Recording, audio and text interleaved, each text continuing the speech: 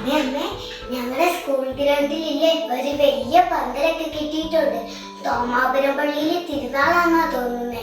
അത് തിരുനാളിന്റെ അല്ല പിന്നെ, ദിവ്യകാരുണ്യ കോൺഗ്രസ് നമ്മുടെ തോമാപുരം സ്കൂൾ ഗ്രൗണ്ടിൽ വെച്ച് നടക്കുക. അതിന്റെ ഒരുക്കങ്ങളാ മോൻ കണ്ടത്. അപ്പ ദിവ്യകാരുണ്യ കോൺഗ്രസ് അന്ന, ഈ ദിവ്യകാരുണ്യ കോൺഗ്രസ് എന്ന് പറഞ്ഞാൽ നമുക്ക് ദിവ്യകാരുണ്യത്തോട് കൂടുതൽ സ്നേഹവും ഭക്തിയും വളർത്താൻ വേണ്ടി തലശ്ശേരി അതിരൂപത ഒരുക്കിയ ഒരു ആത്മീയ വിരുന്നാണ്. ദിവ്യകാരുണ്യ കോൺഗ്രസിന്റെ കൂടുതൽ വിവരങ്ങൾ തോമാപുരം പള്ളി വികാരിയും ദിവ്യകാരുണ്യ കോൺഗ്രസിന്റെ ജനറൽ കൺവീനറുമായ മാണിയച്ചനോട് നമുക്ക് നേരിട്ട് ചോദിക്കാം. മാണിയച്ച, ഈ ദിവ്യകാരുണ്യ കോൺഗ്രസ് എന്ന് പറഞ്ഞാൽ എന്താ മാണിയച്ച? ഒന്ന് പറഞ്ഞു തരാമോ? ദിവ്യകാരുണ്യ കോൺഗ്രസ് എന്ന് പറഞ്ഞാൽ ആ വാക്കുകളിൽ തന്നെ അതിൻ്റെ അർത്ഥമുണ്ട്. ദിവ്യകാരുണ്യം എന്ന് പറഞ്ഞാൽ പരിശുദ്ധ കുർബാന, കോൺഗ്രസ് എന്ന് പറഞ്ഞാൽ ഒരു മഹാസമ്മേളനം. പരിശുദ്ധ കുർബാനയോടുള്ള ഭക്തിയും സ്നേഹവും വർദ്ധിപ്പിക്കാൻ വേണ്ടി നമ്മളെല്ലാവരും ഒരു മഹാസമ്മേളനമായി ഒരുമിച്ച് കൂടുന്നതാണ് ദിവ്യകാരുണ്യ കോൺഗ്രസ്. മാണിയച്ച, നമ്മുടെ അതിരൂപത തുടങ്ങിയിട്ട് ഏകദേശം 71 വർഷമായല്ലോ.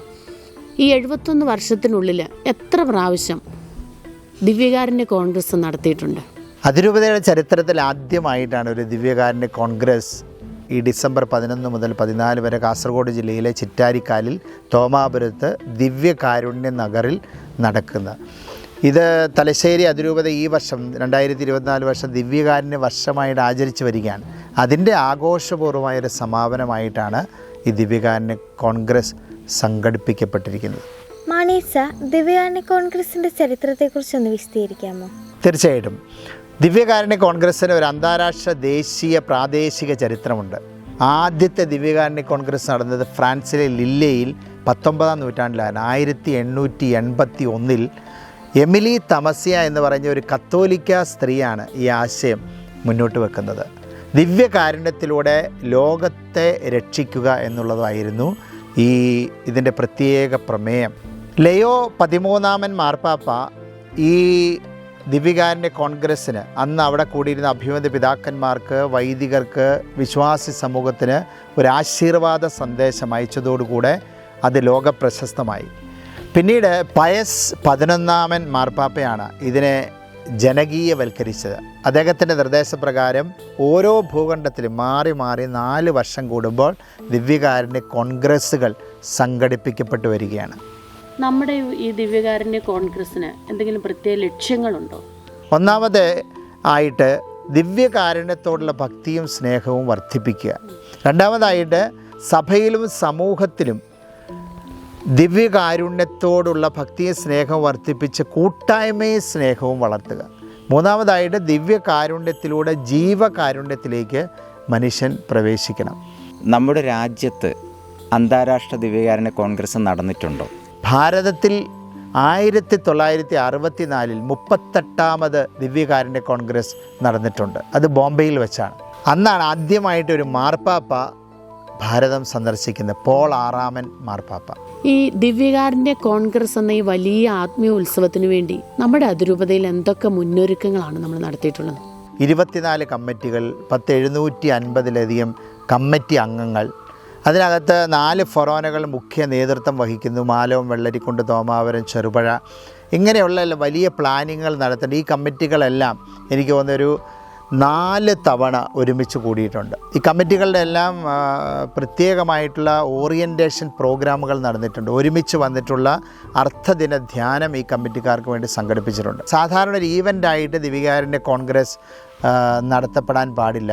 ഇതിന് സ്വർഗത്തിൻ്റെ ഇടപെടൽ ഉണ്ടാവണം, പരിശുദ്ധാത്മാവിൻ്റെ അഭിഷേകം ഉണ്ടാകണം, അത്ഭുതങ്ങൾ സംഭവിക്കണം, സൗഖ്യം സംഭവിക്കണം, ദൈവത്തിൻ്റെ ഇടപെടൽ ഉണ്ടാകണം എന്നുള്ള ചിന്തയും ബോധ്യത്തിൽ തന്നെ ഒത്തിരിയേറെ പ്രാർത്ഥനാ ഒരുക്കങ്ങൾ നടന്നിട്ടുണ്ട്. തോമാപുരം ദേവാലയത്തിൻ്റെ സമീപത്ത് ഒരു ദിവ്യകാരുണ്യ കൂടാരം നമ്മൾ ഒരുക്കിയതിൽ സെപ്റ്റംബർ 3 മുതൽ അഭിമന്യ പിതാവാണ് അതിനുവേണ്ടി പ്രത്യേകമായിട്ട് പരിശുദ്ധ കുർബാന വെക്കാൻ വേണ്ടി അൾത്താര അഭിഷേകം ചെയ്ത് 101 ദിവസത്തെ 13 മണിക്കൂർ ആരാധന നടന്നുകൊണ്ടിരിക്കുകയാണ്. അതുപോലെ തന്നെ ദിവ്യകാരുണ്യ സന്ധ്യകൾ എല്ലാ ഇടവകകളും നടത്തി. നമ്മുടെ തോമാപുരം ഫൊറോനയിലും എമ്മാവൂസ് സന്ധ്യ എന്ന പേരിൽ നൈറ്റ് വിജിലുകൾ നടത്തിപ്പെടുകയുണ്ടായി. പിന്നെ ഫാമിലി അപ്പോസ്റ്റലേറ്റിൻ്റെ നേതൃത്വത്തിൽ ഓരോ ഫൊറോനയിലെ അമ്മമാർക്ക് വേണ്ടി പ്രത്യേകമായിട്ടുള്ള ദിവ്യകാരുണ്യ കൂട്ടായ്മകൾ നടന്നു. അതുപോലെ തന്നെ കാറ്റിക്കേറ്റിക്കൽ അപ്പോസ്റ്റലേറ്റിൻ്റെ നേതൃത്വത്തിൽ ഓരോ റീജിയണിലും മതാധ്യാപകർക്ക് വേണ്ടിയുള്ള ദിവ്യകാരുണ്യ കൂട്ടായ്മകൾ നടന്നു. അതുപോലെ തന്നെ നമുക്കറിയാം കണ്ണൂർ, കാസർഗോഡ്, അതുപോലെ തന്നെ തലശ്ശേരി സോണുകളിൽ നിന്ന് കരിസ്മാറ്റിക് പ്രയർ ഗ്രൂപ്പ് മൂവ്മെൻ്റ് നേതൃത്വത്തിൽ എല്ലാ വെള്ളിയാഴ്ചയും ആരാധനകൾ നടക്കുന്നു, നൈറ്റ് വിജിലുകൾ നടക്കുന്നു. പ്രത്യേകമായിട്ട് ദിവ്യകാരുണ്യ കൂടാരത്തിൽ അവർ വന്ന് പ്രാർത്ഥിക്കുന്നു. ജീസസ് യൂത്തിൻ്റെ സഹകരണത്തോടുള്ള പ്രാർത്ഥന നടത്തുന്നു. എല്ലായിടത്തും പ്രയർ കാർഡുകൾ വിതരണം ചെയ്തിരിക്കുന്നു. അതിരൂപത മുഴുവനും ഇതിനു വേണ്ടിയുള്ള ഒരു ആത്മീയ ഉത്സവമാക്കി മാറ്റുവാൻ വേണ്ടിയുള്ള പ്രാർത്ഥന ആഘോഷങ്ങൾ നടന്നു വരികയാണ്. മാണിയച്ച, ഈ ദിവ്യകാരുണ്യ കോൺഗ്രസിൻ്റെ ഭാഗമായിട്ട് വൈദികരുടെ ഇടയിൽ എന്തൊക്കെ ഒരുക്കങ്ങളാണ് നടത്തിയിട്ടുള്ളത്? ഈ വർഷത്തെ വൈദികർക്ക് വേണ്ടിയുള്ള വാർഷിക ധ്യാനം MCBS സഭാംഗമായ ബഹുമാനപ്പെട്ട ജോർജ് കാട്ടൂരച്ചൻ്റെ നേതൃത്വത്തിൽ ദിവ്യകാരുണ്യം എന്ന് പറഞ്ഞ ആ തീമിൽ മാത്രം നടത്തപ്പെട്ട വാർഷിക ധ്യാനമാണ്. മദർ ഹോമിൽ വെച്ച് വൈദികർക്ക് വേണ്ടി 5 ദിവസം. അതുപോലെ തന്നെ കഴിഞ്ഞ മാസം അഭിമന്യ പിതാക്കന്മാരുടെ നേതൃത്വത്തിൽ അതിരൂപതയിലെ എല്ലാ വൈദികരും തന്നെ ഒന്നു ചേർന്ന് ഒരു രാത്രി മുഴുവൻ ഇതിനു വേണ്ടി പ്രാർത്ഥിച്ചൊരുങ്ങുകയുണ്ടായി. നമ്മുടെ ഈ ദിവ്യകാരുണ്യ കോൺഗ്രസ്സിലെ പ്രധാനപ്പെട്ട പരിപാടികളൊന്ന് വിശദീകരിക്കാമോ? ആദ്യത്തെ 3 ദിവസം 11, 12, 13 തീയതികളിൽ പ്രശസ്ത ധ്യാനഗുരുവും വചനപ്രഘോഷകനുമായിട്ടുള്ള ബഹുമാനപ്പെട്ട ഡാനിയേൽ പൂവണ്ണത്തലച്ചൻ്റെ ദിവ്യകാരുണ്യ ബൈബിൾ കൺവെൻഷനാണ് നടക്കുന്നത്. 12, 13 ദിവസങ്ങളിലെ പകൽ സമയത്ത് യു ടോക്ക് എന്ന പേരിൽ നമ്മൾ ഒരു യുവജന സിംബോസിയം സംഘടിപ്പിക്കുന്നുണ്ട്. അതുപോലെ തന്നെ 14-ാം തീയതി സമാപന ദിവസം ശനിയാഴ്ച രാവിലെ മുതൽ ഉച്ചകഴിഞ്ഞ് 3:30 വരെ അതിരൂപതയിൽ 210 ഇടവകളിൽ നിന്ന് എത്തിച്ചേരുന്ന വൈദികരും സന്യസ്തരും അൽമായരും അടങ്ങിയ ഡെലഗേറ്റ്സിന് വേണ്ടി 1000-ൽ പരം ഡെലഗേറ്റ്സിന് വേണ്ടി ദിവ്യകാരുണ്യ പഠന ശിബിരം സംഘടിപ്പിച്ചിരിക്കുകയാണ്. അതിന് ഓക്സ് ദേയി എന്നാണ് പേര് നൽകിയിരിക്കുന്നത്. അതുപോലെ തന്നെ വൈകുന്നേരം ആകുമ്പോഴത്തേന് ആഘോഷമായ സമൂഹ ബലിയാണ്. അതിരൂപതയിലെ എല്ലാ വൈദികരും സന്യാസ വൈദികരെ അഭിമന്യ പിതാക്കന്മാരുടെ നേതൃത്വത്തിൽ ദിവ്യകാരുണ്യ നഗറിൽ ഒന്നു ചേർന്നുള്ള ആഘോഷമായ വിശുദ്ധ കുർബാന. ആ വിശുദ്ധ കുർബാനയ്ക്ക് ശേഷമാണ് നമുക്ക് ദിവ്യകാരുണ്യ എക്സിബിഷൻ്റെ ലൈവ് ഷോ ഉണ്ടാവും. ഈശോയുടെ മരണം, ഈശോയുടെ ഉത്ഥാനം തുടങ്ങിയവയെല്ലാം ലൈവായിട്ട് കാണിക്കും. അതുപോലെ തന്നെ നമ്മളൊരു 4 നൃത്തങ്ങളും ദിവ്യകാരുണ്യത്തിൻ്റെ തീമിനോടനുബന്ധിച്ച് ദിവ്യകാരുണ്യ നഗറിൻ്റെ ചുറ്റും ഉള്ള കൊച്ചു കൊച്ചു സ്റ്റേജുകളിൽ സംഘടിപ്പിച്ചിട്ടുണ്ട്. ദിവ്യകാരുണ്യ എക്സിബിഷനെ കുറിച്ച് പറയുമ്പോൾ ഈ 8-ാം തീയതി ഞായറാഴ്ച മുതൽ MCBS സഭയുടെ നേതൃത്വത്തിൽ നടത്തുന്ന എക്സിബിഷൻ സ്കൂൾ ഹാളിൽ നടന്നു തുടങ്ങിയാണ് ചെയ്യുന്നത്. ദിവ്യകാരുണ്യ പ്രദക്ഷിണത്തിൻ്റെ പ്രത്യേകതകൾ എന്തൊക്കെയാണെന്ന് പറഞ്ഞു തരാമോ?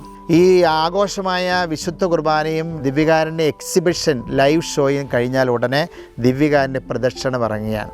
അത് വളരെ മനോഹരമായിട്ട് ചിട്ടപ്പെടുത്തിയിരിക്കുന്ന പ്രദർശനമാണ്. ചിറ്റാരിക്കാൽ തോമാപുരം ടൗണിലാണ് നടക്കുന്നത്. ഏറ്റവും മുന്നിലായതിൻ്റെ ബാനർ, അതിൻ്റെ പിന്നിലായിട്ട് പല തലങ്ങളിലായിട്ട് 1500 ആദ്യ കുർബാന സ്വീകരിച്ച ആൺകുട്ടികളും പെൺകുട്ടികളും അവരുടെ പ്രത്യേക വേഷത്തിൽ അണിനിരക്കും. അവരുടെ കരങ്ങളിൽ പുഷ്പതാലങ്ങളും ദീപവും ഉണ്ടാവും.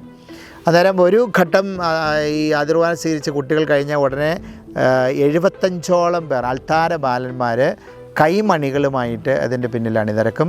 അടുത്ത ലെയർ ആദ്യ കുർബാന സ്വീകരിച്ച കുട്ടികൾ കഴിഞ്ഞാൽ ഉടനെ തന്നെ ദീപശിഖകൾ 75 അൾത്താരമാരന്മാർ വഹിക്കും.